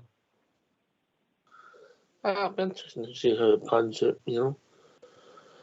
Aye. A lot of things. Social media is meant to be alive today with this Hall of Fame GB. But I think they're worthy to be in it, but I think whether the timing's up for debate, that's about it, isn't it? Aye, that's the bit that's turned people's head socks. I think maybe somebody of the folks sitting at the dinner was waiting for other names to get built out, and in the next minute it's McGregor. I wasn't surprised about, to be honest, because of what we've known that this is his last season. So he has had great service, and he's well deserving it now. But Stephen Davis, we still don't know about whether he's wanting to come back. And then Tav, like I says, he's the current captain, and like you says, Ox, I think he would have had his time no matter what. But personally, in my opinion, I think they've gave it just purely as a kind of an early thank you. I mean, while the media and all that still run about him. Aye. Can I come in, Can I just for a second? Yes. I think it was mentioned earlier on, one of the boys. I think I would have loved it if Rangers had said to, say, Jim Forrest, look, bury the action, let's shake hands and let's get back into the fold again. There can't be anybody involved with the club apart from John Gregg, who's remotely involved with Berwick Rangers game, mate. Yeah. Whatever the fallout was after it, you know, that made all these things happen, and the boy was shunned. Something's happened, maybe right on the same day as I think we should bury that, for goodness sake. Him and George McLean never played again, mate. That's correct, yeah. I remember it vividly. Now, George McLean, I wasn't too worried about. Right? I wasn't too worried about George McLean. But Jim Forrest, for God almighty's sake, one of the best goal scoring machines that we'd had. Fantastic. Even unfortunately, I'll go in front of me, but George McLean's record was decent on Albridge. Yeah, he scored a lot. I just there was something about George McLean that didn't ring true. But what rang true was that Jim Forrest was a sensational goal scorer. Sensational. Yeah. And for me, anyway. For me. Aye, mate. You know my opinion. I think he should be in it. And Jim's not keeping in the best of health at the moment, and hopefully, you know, I just think he should be in it for the goal scoring prowess in such a short period of time was unbelievable. Bobby, wasn't it? Yeah, well, give the guy a bit of respect, man. To me, I agree with the other caller. George McLean, no, he never done it for me. He was too bulky, he was too heavy. But Jim Forrest, he was nippy, and he could score the goals. And I just think it's a travesty that you're putting in Tavernier or McGregor. I agree, Davis, yeah, 100%. But no McGregor and Tavernier. They're not finished yet. Hall of Fame is you miss players and you say, right, they were great players for us. No, when they're still playing for us. Yeah, I get it, mate. I get it. You know, the last 3 players getting inducted were Novo, Rickson, and Big Lee McCulloch, and they've all done well. And obviously, Novo and Big Lee were part of the team that went to the 2008 final, and also Rickson captained us to a league winning trophy in 2005, from memory. So I get it when the individuals got in and they were all finished playing with us, but these boys aren't quite finished yet. And can I ask you some Hobbs? Yeah. Can I ask you something? Who puts these people in the Hall of Fame? Is it the supporters or is it the... It's the club. They've got a criteria, mate, yeah, and then they put it forward. I don't know who actually picks it, Bobby, if I'm being honest. Yeah. Maybe that's the way they should do it. Have a poll with the supporters. Yeah. I think so. Lee McCulloch deserves it. I think Lee McCulloch deserves it for a couple of seasons. He actually led us through the Division 3, Division 2 era. He was a stalwart. He was a captain, absolute stalwart. When he was taken over by Lee Wallace, I think I definitely give it to him. He scored it felt like hundreds of goals, you know. I remember who he was playing against, mate. Yeah. I know that, pal. I know that. I'm just meaning that he led the line and he did everything right for us, for me, right? And thousands of others that used to get caught up in the furore at Ibrox. He played a lot of games for us, obviously, because he came to us, I think, in 2007, didn't he? Yeah. You know? I was just meaning after we had our downfall, as they call it. You know? And he's a stayer, and he carried us through. And then all of a sudden, Lee Wallace was made captain, and so on and so forth. It's going to be interesting what other people think, because everybody's got their individual favourite players, isn't they? Everybody sees the game different. Aye, exactly, mate. You know, usually awards like this, it's usually at the end of the season, things like, you know, your player of the year, players, etc. You know, but I don't know. I just think, I'm like Yorkshire, I just think it's a wee bit early for these guys to be. I mean, there was no doubt any three of them. I'm not doubting any three would have got in. But let them enjoy the rest of their careers. And then, you know, induct them. Big night for them. Still be a great night for them. But it just, I don't know. Timing for me is strange. Yeah. Anyway. Maybe it takes away the sparkle, Ox, as well, for them. I mean, if they're still playing, they're turning up and they're seeing the name every day. Whereas, see if they were, like you say, finished and away for the club and then they got brought back and they see their name getting put up. I mean, that's maybe a more special thing for them. I mean, it'll be interesting to see how the players feel about it. But, aye. That's probably the only way I think that they should only wait till the players have finished their career. Make it more special. Anyway, I'm sure we'll debate it as the week goes on. Bobby, thanks for joining us, mate. Good to hear from you. Hey, bother, mate. Right, thanks a lot. Can I just ask you before I go, Obs, what would your team be for Sunday? Pretty similar to yours, mate, apart from Morelos plays in front of Ruth and Cholak because I think he's the only one that's 100% fit, even though he's not been fantastic. Mm-hmm. And then you've got a toss-up between who's fit in the midfield. Let's assume that Jack, Lundstrom, Raskin and Tillman are all fit. So if they're all fit, the way it's just new, I would start with Raskin and I would be you, I think, Lundstrom with Jack who'll play some part of the game, and then you've got a choice. Do you go with Tillman, Kamara, or Cantwell in front of him? On form, I think I would go with Tillman, yeah. But remember that because of 5 substitutes, it's going to be 13 or 14 players. It's going to win you that game, Bobby. Okay, mate. All right. Right, I'll come back to you next Monday, right, and say he shouldn't have been playing, okay? I'm sure you will, Bobby. Right, mate. Right, good night. Cheers, enjoy mate. the programme. Cheers, mate. GB, last one for you, GB. brilliant calls tonight, Ox, and brilliant to be on with the bridge man in Port tonight. It's good debate round about the VAR. And then, like I says, we've touched on the Hall of Fame there. Good memories that we've brought up with other players. Brilliant, mate. Port Bear. Aye, mate. Thanks very much for having us on, as always. Great to be on with GB and the Bridge, a legend. And I'm sure the debate will rumble on all week, mate. Team selections, who's Raskin, Tillman, Campbell, etc. And then obviously the Hall of Fame inductees, who's are they deserving it? Why do they deserve it? You know, maybe ask some of the callers that question. Been interesting, mate, but it's been a great show. What a show, mate. Thanks very much. Aye, well, I was pretty disappointed in not getting the Hall of Fame myself, Bridge, you know. Bridge, man. You would get in the Hall of Fame, that's for sure. Sorry, I misread that. It was a Hall of Shame. I should have got in. What a great show, what a great show. And thank you very much to the GB and the Port for carrying me through it. Marvellous. And can I just say to everybody that's listening in, seriously, apologies for berating everything about VAR. I do apologise. I maybe sent somebody to sleep. To all the Rangers fans all over the world, particularly Rangers fans on here on Rangers Radio, please keep it going for the Rangers, because the Rangers really need you. They really do. Keep it going. Mrs. Bridge just texted me, you're not allowed to talk about referees, BBC, the media, and new VAR.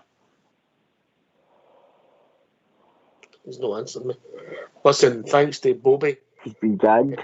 Aye, Wally for joining us, and of course George Logan. Who have I missed? Did I miss anybody out? No, that was it. Wally, Bobby, and George. Thanks to Port, GB, and Bridgman for doing the show. Fox and Old School Blue for doing the technicals. This has been Rangers Radio. We'll be back tomorrow night between 8 and 10, talking about all things Rangers. But I think there's only one thing I might take it away, Old School Blue. Today, forever and for always, we are Rangers through and through.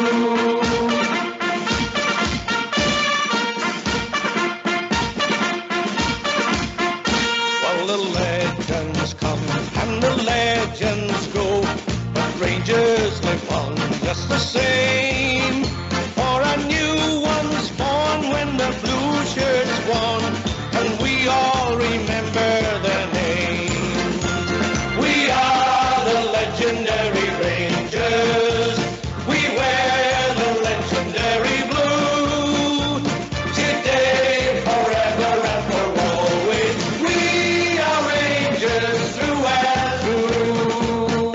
And there is no doubt what we're all about when we face the world.